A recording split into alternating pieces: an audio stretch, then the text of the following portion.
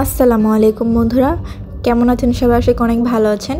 তো চলে আসলাম একটা নতুন রেসিপি নিয়ে। আমার আজকের রেসিপি মেয়োনিজ। তো বাসায় যদি আমরা এরকম থিক আর এত স্মুথ মেয়োনিজ তৈরি করতে পারি, তাহলে আর বাহির থেকে কিনে কেন খাবো বলেন? তো আজকে আমার এই রেসিপিটি আশা করি আপনাদের কাছে অনেক ভালো লাগবে, আর খুবই সহজ আর ঘরোয়া উপকরণে আমি আপনাদের সাথে শেয়ার করব। তো এটা এত মজার হয়, এটা যে কোনো কিছুর সাথে আপনারা খেতে পারেন।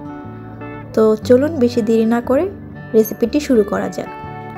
তো এখানে আমি প্রথমে একটা ডিম নিয়ে নিয়েছি।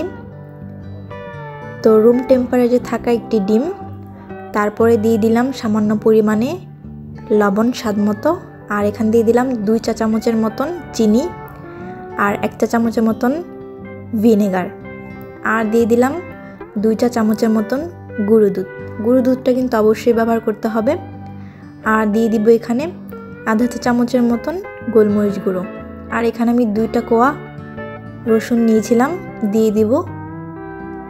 আর এখানে আমি দিয়ে দিলাম 2 চা চামচের মতন সয়াবিন তেল। এখন এটা আমি ব্লেন্ডার করতে নিয়ে যাব।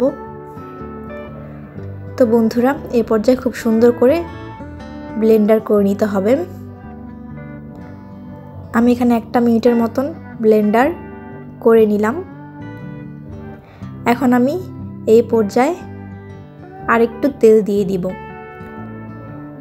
আরও এখানে আমি 2 চা চামচের মতন তেল ইউজ করব। আর দেখতেই পেলেন এটার থিকনেস কিন্তু এখনও আসেনি।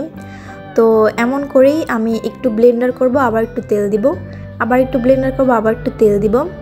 যখনই এটার স্মুথনেসটা একটু গাঢ় হয়ে আসবে, তখনই বুঝবেন যে খুব সুন্দর করে আপনার মেয়োনিজ তৈরি হয়ে গিয়েছে। তো দেখতেই পেলেন আমার মেয়োনিজ খুব সুন্দর করে তৈরি হয়ে গিয়েছে।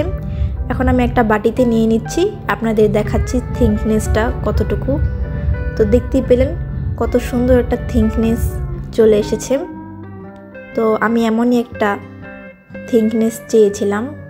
তো দেখতেই পেলেন কতটা সহজ আর ঘরোয়া উপকরণে খুব সহজেই বানিয়ে ফেললাম।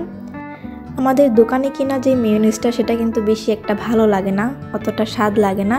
কিন্তু এইটা একবার আপনার বাসায় বানিয়ে দেখবেন, আমি গ্যারান্টি দিয়ে বলছি আপনাদের অনেক ভালো লাগবে।